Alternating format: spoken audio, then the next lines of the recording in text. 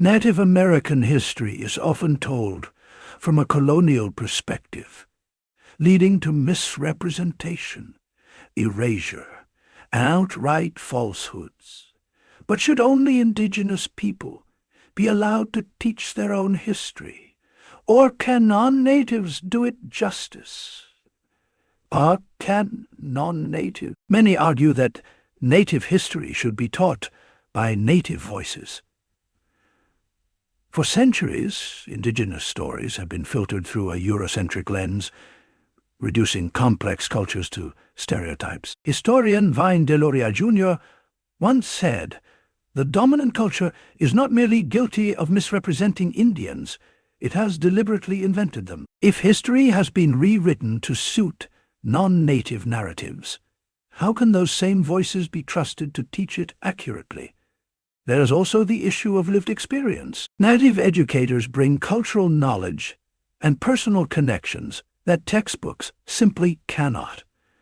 They can explain not just what happened, but how historical events still impact Indigenous communities today. Without this perspective, history risks being treated as a relic of the past rather than an ongoing struggle for sovereignty and justice.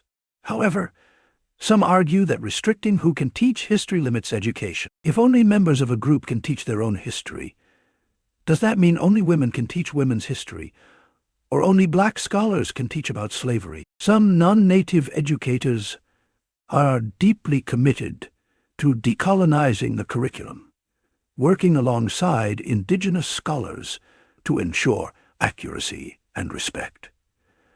The real issue is not just who teaches native history, but how it is taught. If non-native educators truly prioritize Indigenous perspectives, include native sources, and challenge colonial myths, can they be effective allies in telling the truth? Or does the very act of teaching native history as an outsider reinforce the same power imbalance that has silenced Indigenous voices for centuries?